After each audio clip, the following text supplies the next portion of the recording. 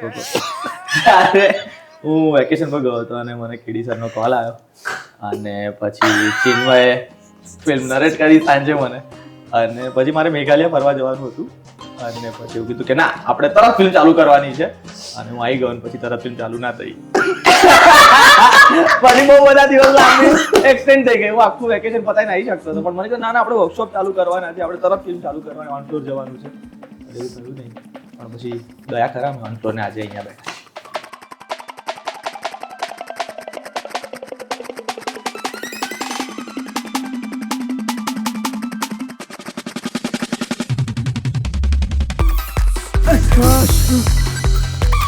Finally bro, lift પડશે please. ગાંડો છે. ચિન્મય જોડે બી વાત થયેલી એમને એમ કે અત્યારે હું લખું છું કઈ ગાતે, એવી રીતે વાત થઈ હતી.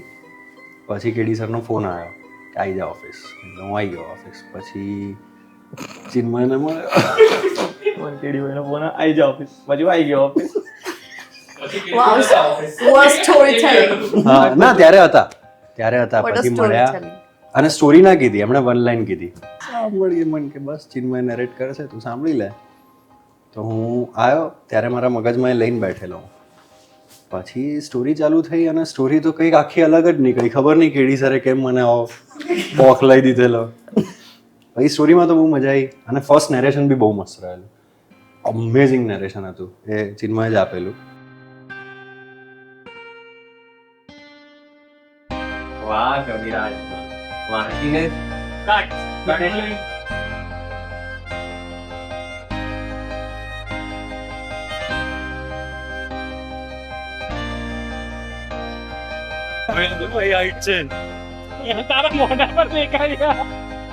તો બહુ ઇન્ટરેસ્ટિંગ એવું થયું હતું કે મેં નરેશન તો લઈ લીધું અને પછી મને કીધું કે ડેટ્સ તો આજ રહેવાની છે શૂટની.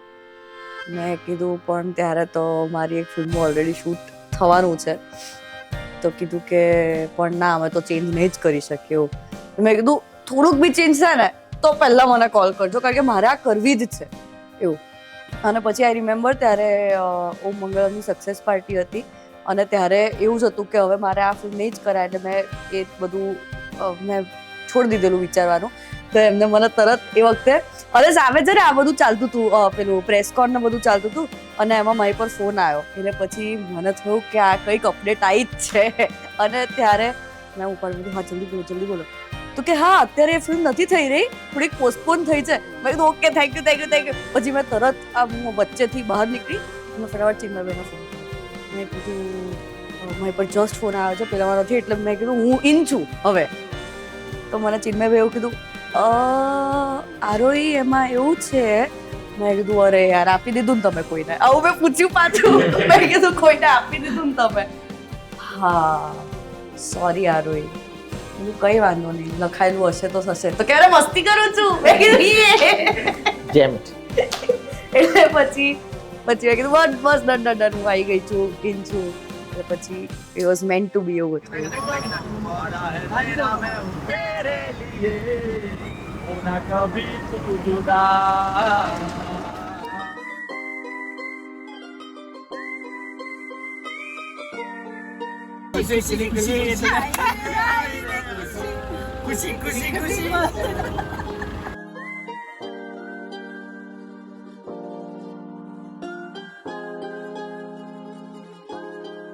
ઓકે, આઈ વોઝ એક્સાઇટેડ કે ફર્સ્ટ ગુજરાતી ફિલ્મ મળી રહી છે અને વોઝ ટુ મેની એક્સાઇટમેન્ટ. એટલે કંઈ ના તો પાડવાનું કોઈ કારણ જ નહોતું, કારણ કે કેડી સરનું પ્રોડક્શન હતું.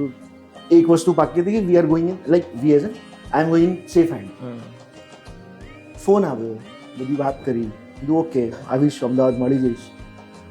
તો બીજા દિવસે ફોન આવ્યો ત્યારે મને એમ થયું કે કદાચ ના પાડવા આવ્યો છે ફોન, કે ઉપાડવો જ નહીં. બીજા દિવસે પાછો ફોન આવ્યો તો પહોંચી જ જાઉં કે મેં તો આ ગયા બીજા દિવસે ફોન એના માટે આવ્યો એમનો એ ડ્રાઇવિંગ કરતા આવડે છે ને, એ એલિજિબિલિટી છે યાર ઓનલી. તું હા ડ્રાઇવિંગ આવડે છે? હા હલો, હા ઘરે જ આવી રહ્યો છું. બસ જરા પાણી ભરવા રોકાયો હતો. એ બાજુ હમણાં જ ઓઇલિંગનું કામ કરાવ્યું છે એટલે.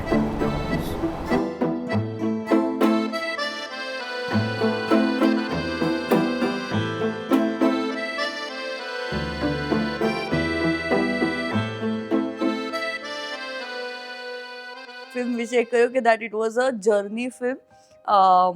આઈ am a huge fan of journey films અને it was very sweet, simple, cute અને એટ ધ સેમ ટાઈમ જે વાર્તા છે અને જે મુદ્દાઓ છે ફિલ્મમાં બહુ જ સટલ વેમાં કહેવાય. There is nothing preachy about it. It is completely fun and yet it holds an emotional value. તો એ બધી જ વસ્તુઓ મને ભયંકર ટેમ્પ્ટ કરી.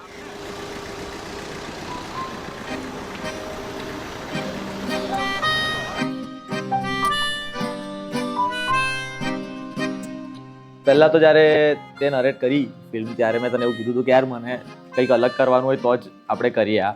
અને પછી તે એવું કીધું કે હા આપણે કરી લઈશું ફિગર આઉટ, આપણે બેસી જઈશું. અને જ્યારે આપણે લોકોનું પહેલું રીડિંગ થયું પછી આપણે લોકો બેઠા હતા બી એની માટે. એટલે એ કેરેક્ટરમાં જે બી શેડ એડ કરવા મળ્યા અને આટલું ક્વર્કી કેરેક્ટર મેં ક્યારેય નહોતું કર્યું. સખત રેન્ડમ જવાબો એના અને સિચ્યુએશનથી પરે હોય કે એને કંઈ ફરક નહીં પડતો એની આજુબાજુ શું ચાલે છે, એના મનમાં જે ચાલે છે એ એના મોઢા પર છે. जब तक जिंदगी है तुम्हारे साथ सोना चाहता हूँ खाली मीनिंग कहने મને. સર અહીં તો કવિ સિદ્ધિત સુવાની વાત કરે છે સર. બ્રો હરી આઈ મેન્ટ સ્લીપિંગ પીસ. એ આદિ ઓ ભાઈ એ ઘણા બધા ગ્લાસ પી લે તો આ. ફિલ્મની સ્ટોરી તો જેન્યુઅલી ગમી હતી. જે આપણો મેઇન વિષય છે, જે વાત આપણે કરવાના છે એ આટલી સટલી વિથ અ રોડ ટ્રીપ અને 4 એવા કેરેક્ટર્સ જે અલગ અલગ યુનિવર્સથી આવવાના છે તેમ છતાં એ લોકોની જર્ની યશના કેરેક્ટર જોડે જોડાવવી અને દે બીકમ અ ફેમિલી. એટલે જે આખું એક જર્ની જે બહુ હોલસમ જર્નીમાં કન્વર્ટ થાય છે એ વસ્તુ મને ગમી હતી ફિલ્મની વાર્તામાં.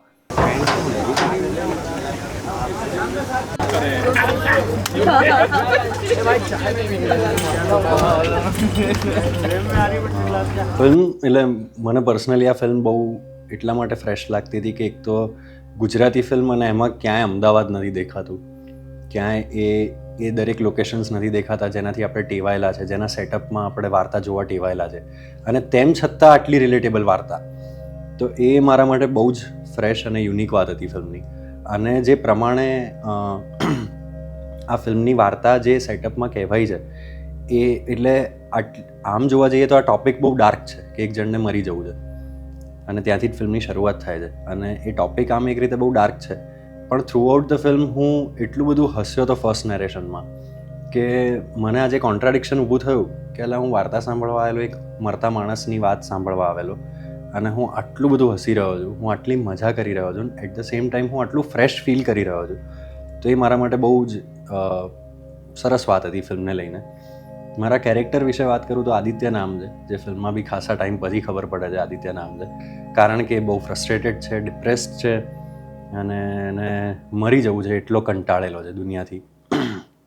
અને ત્યારે એક એવા 3 નવા જ પાત્રો જેને ઓળખતો નથી અને કોઇન્સિડન્ટલી એની લાઈફમાં આવી જાય છે અને એના લીધે જે એક મરવા સુધી આવી ગયેલો એ માણસના જીવનમાં જે નવો કેવસ ઊભો થાય છે અને એની જોડે કોપ અપ કરતાં જે રીતે હવે જીવી રહ્યો છે એ પ્રકારનું આ કેરેક્ટર છે.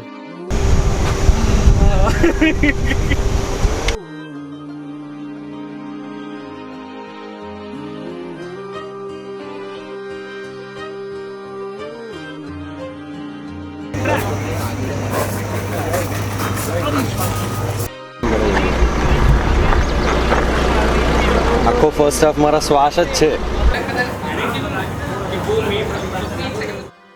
This film doesn't come across as a regular Gujarati film.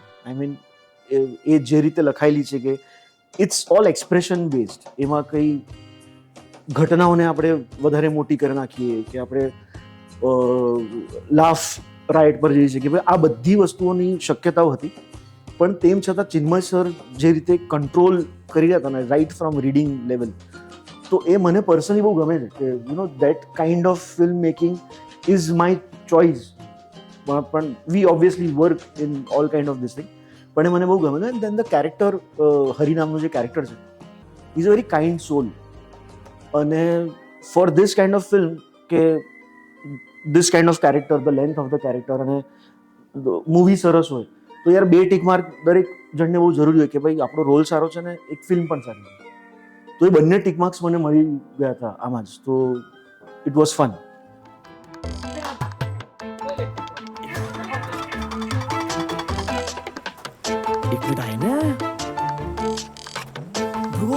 કરે છે? કર્કવૃત અહીંયા આગળથી નીકળે છે. અડધે તો આવી ગયો, મેહોણા ઊભો છે. એકવાર પોલીસ સ્ટેશન પર આપણે શૂટ કરતા હતા, તો ત્યાં હું મારા મમ્મી ને મારા કાકી ને બધા આવ્યા હતા, તો હું નીચે લોકોને જી ઓફ કરવા ગયો, એ લોકો નીકળ્યા. જેમ ઉપર ગયો ને તો પોલીસ સ્ટેશનની બાજુ મંદિર હતું, ખબર? અને મંદિર ને પોલીસ સ્ટેશનની વચ્ચેના એક પેસેજ માટે દુકાન ખોલી હતી, જ્યાં બ્રેડ, નાની બ્રેડ નું પેકેટ, મોટી બ્રેડ નું પેકેટ, 3-4 વાટકા અને આરો આમાં, અને આજુબાજુ લાઈન, અને બધા બધા ડિરેક્શન ટીમ આ ચીનમાં બી બધા લે તાર ખાવી છે, અને સ્પીડ હો બ્રો, અને હું આવું જોતો ફાસ્ટ કામ ચાલે છે ઉપર, બધાની સેન્ડવિચો બનાવતી હતી, જેમ ને ચીઝ સ્પ્રેડ ને આ ને પણ એવું બધે કરવાની ઈચ્છા ના થાય, but than this was very special. Homemade sandwich ત્યાં બતાવજો, મહેનત જો. હા હા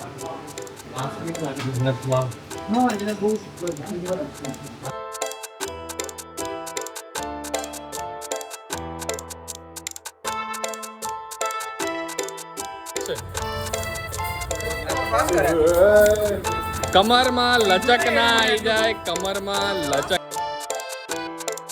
પણ ત્યાં મને વાગ્યું હતું સ્વિમિંગ પુલમાં, તે મને કીધું કે આમ કઈ પડી જા, તો હું એમ કઈ પડી ગયો, પાણીમાં લાફો પડ્યો તો જોરદાર મોઢા પર, આમ કઈ પડવાનું હતું તો કે ના તું હાથ ના તું આમ પડ, તો હું આમ કહીને એ ભાટ દઈને પાણીમાં પડ્યો, એવો લાફો પડ્યો તો પાણીનો, મને એ યાદ છે.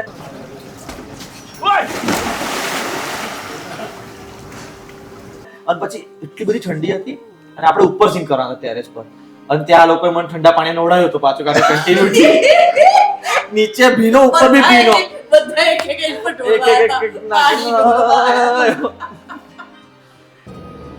જોરથી નાખ ભાઈ, ફટાફટ નાખ.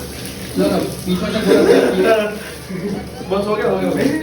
ચિન્મય જોડે એકચ્યુઅલી શરૂઆત તો બહુ વર્ષો પહેલાં થઈ હતી. ઇવન બિફોર છેલ્લો દિવસ અમે લોકોએ જોડે એક પ્લે કરતા હતા. હું કોલેજમાં ફર્સ્ટ યરમાં હતો. પછી ચિન્મયે પ્લે ડિરેક્ટ કર્યું, એમાં હું ચિન્મય અમે બંને પરફોર્મ કરતા હતા. સો એ ત્યારની જર્ની હતી. અને ચિન્મય જોડે આમ even before the film career started એક આમલો ફ્રેન્ડશિપવાળો બોન્ડ હતો જ. સો જ્યારે મને એ ખબર પડી કે ચિન્મય ડિરેક્ટ કરી રહ્યો છે અને એણે લખી છે, ત્યારે એક અલગ બી એક્સાઇટમેન્ટ હતું. કારણ કે પેલું ફ્રેન્ડ સાથેની ફિલ્મ બનાવવાની હોય અને એ બી ફ્રેન્ડ્સની જ આવી જર્ની ફિલ્મ, એટલે એ અલગ એક્સાઇટમેન્ટ હતું.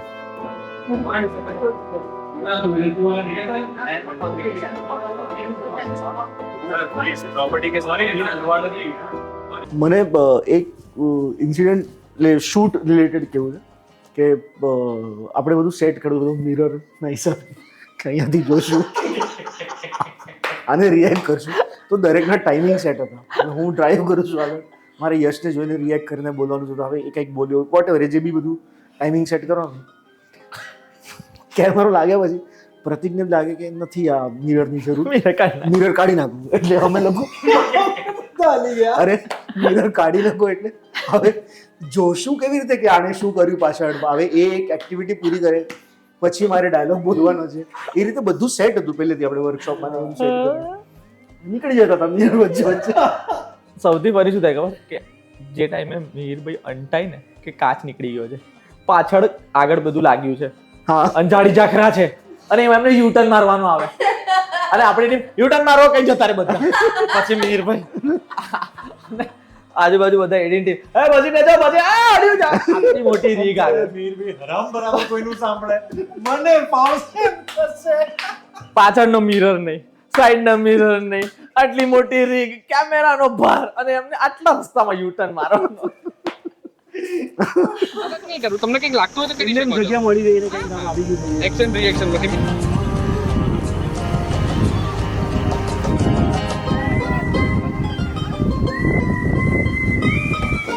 ના ના વાગશે.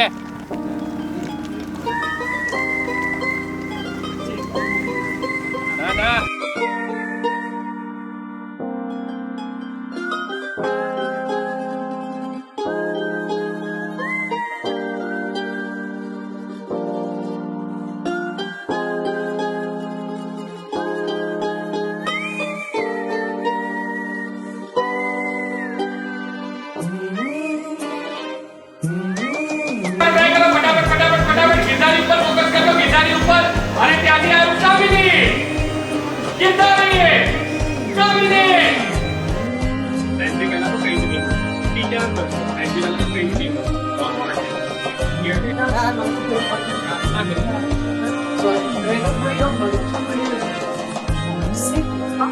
प्रस्थान करने वाली बस वाहन संख्या 5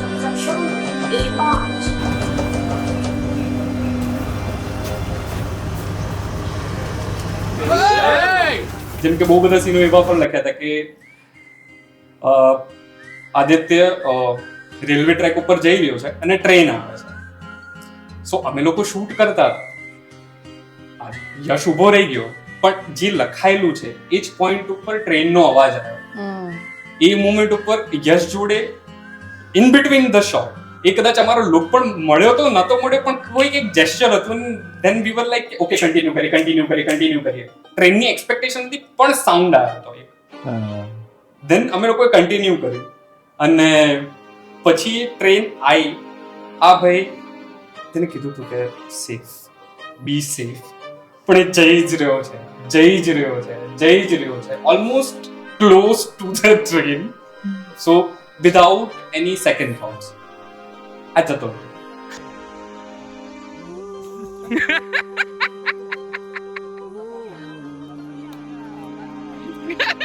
જો આવું કરે તો આખું BTS લઈશું.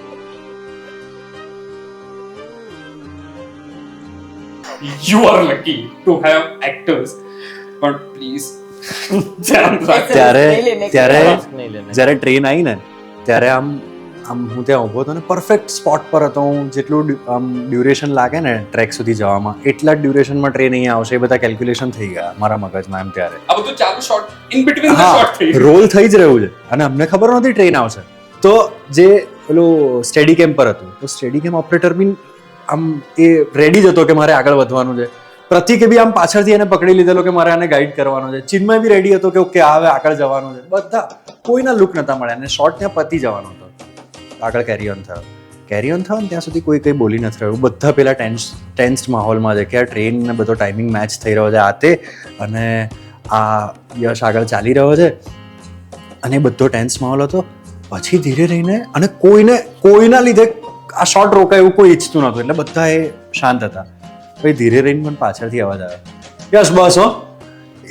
અને એ અવાજમાં મને એટલું આમ એ કેર ને એ ફિયર કેર ને બધું દેખાઈ ગયું ને એક જ અવાજમાં કે. અને મને ખબર હતી હું મારા સેફ ડિસ્ટન્સ પર હતો, પણ કારણ કે ચિન્મય પાછળ હતો તો એને કદાચ લાગતું હશે કે વધારે મોનિટરનો જ મેજર હતો. હા, અને મને બી એવું હતું કે બને એટલો ક્લોઝ, કારણ કે આ તો મેજિકલ મોમેન્ટ, ભગવાને આપેલી મોમેન્ટ છે આ તો, કે ભાઈ લો શોટ લઈ લો રિયલ ટ્રેન સાથે. તો તે આમ જતો હતો પછી યશ બસ હો, યશ સાચવી ન. પછી પાછળથી અવાજ બીજો એડ થયો પ્રતિકનો, એ યશ લા